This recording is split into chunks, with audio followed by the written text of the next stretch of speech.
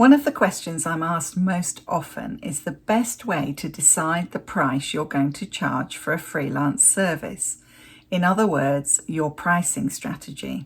In this video, I'm first going to describe some of the ways you shouldn't decide on a pricing strategy, and then look at 3 key factors which between them will help you decide on a price that works for you and your clients. I'm Rachel Roberts. I help ELT and ESL freelancers work out the best way to use their talents to earn more and work less. Let's start off this discussion of pricing by looking at some of the strategies which I commonly see ELT and ESL freelancers using, which in my opinion are not the best way to go about determining your pricing strategy. Firstly, looking around at what other people are charging. Now, don't get me wrong, I do think it's a good idea to check out what your competitors are charging. That kind of information is always useful, and it might give you some idea about how much to charge, but then again, it might not.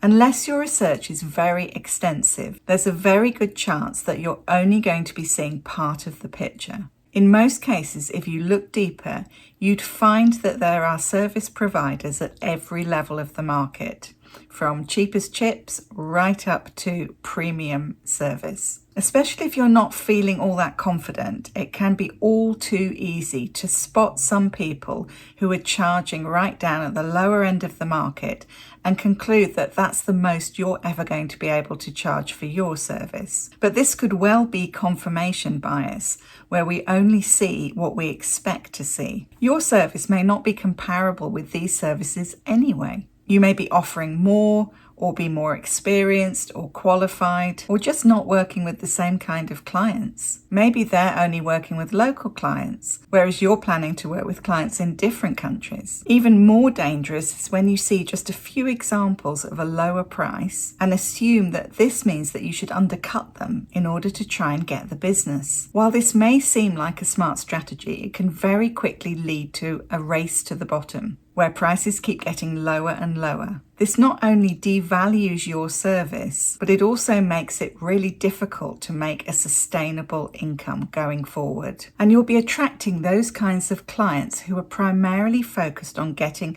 the cheapest service possible, not working with the best person possible for the best results possible. Another strategy that really doesn't work very well is charging based on your time alone. While it is important to take into account the amount of time you're going to spend on a project, this doesn't reflect the value that you're giving to your clients. For example, if you're able to complete a project quickly because of your experience and expertise, you shouldn't be penalized by being paid less. And charging students for the hour rather than for the whole package that you're providing encourages them to discount the value of the result that they're going to be getting by working with you rather than with someone else. This is what you want them to be focused on, not the value of an hour of your time. Have you ever used any of these strategies?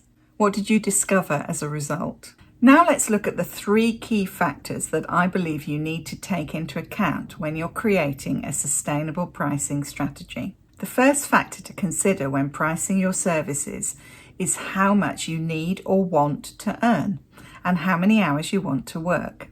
It might sound obvious, but you might be surprised how many people I speak to who haven't actually thought this through. It's absolutely vital to take into account your personal financial goals, the amount of time and energy you have available, your expenses, and how much you're willing to invest in your business.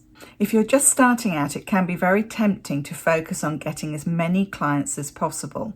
But if you're undercharging in order to do this, it's the fastest route there is to burnout. This also means that you're not then able to give yourself the time to develop a strategy which will enable you to bring in better and better paying clients. And while you can definitely nudge up prices as you go, and as you get to know the market better, you don't want to be in a position where all the clients you've attracted are basically just with you because you were cheap. If they don't truly value what you offer, they'll just jump ship as soon as you start to put your prices up, and you'll find yourself back at square one. It's sadly also often the case that undercharging leads to you getting clients who don't really value what you offer, meaning that they don't bother turning up on time, they cancel at the last minute, and they argue over every little thing. Have you ever experienced anything like this with your clients? Let us know in the comments.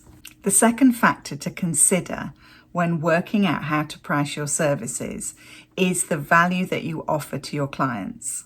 It's essential to price your services based on the results that your clients are going to get, rather than just the time it takes to complete the work. If your clients achieve their goals, what difference will that make to them in terms of their lives or their work? And what is that actually worth to them? Of course, you can't promise specific outcomes, not least because the results are very much tied to the effort that they are willing to put in themselves. But what you can promise is that if they turn up and do the work and follow the advice that you're giving them, that they will be in the best possible position to achieve their dreams. The third and final factor to consider is what people are willing to pay. It's important to be realistic, of course, but in my experience, 9 out of 10 times, my clients are being overly pessimistic rather than realistic. It's important to push your boundaries on this factor and aim for a price that makes you feel a little bit uncomfortable.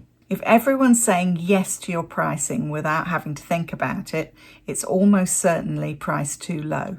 I personally don't advocate shooting for the moon too soon, because if you are seriously out of your comfort zone, that's going to be reflected in how confident you are about selling your offer. It will massively trigger your inner troll, who will start popping up telling you that you're not really good enough and making you feel like an imposter. That said, I don't mean that you should happily stay in your comfort zone either.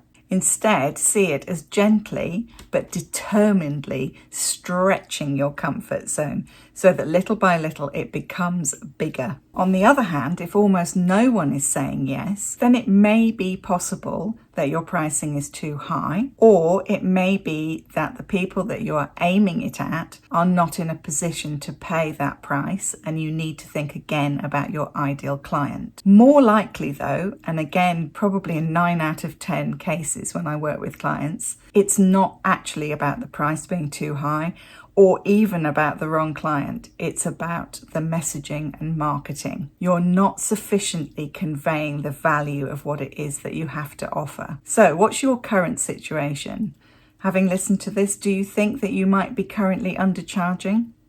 In conclusion, pricing your services can be challenging, but by taking into account what you want or need to earn, what you think the value is, and what people are willing to pay, and being prepared to challenge yourself about this and to feel a little uncomfortable, you can find the right balance and set a price which truly reflects the value that you offer. In the next video coming up on your screen, I'm going to be talking about how you can best find your teaching niche, something which can make all the difference when it comes to effectively marketing your service.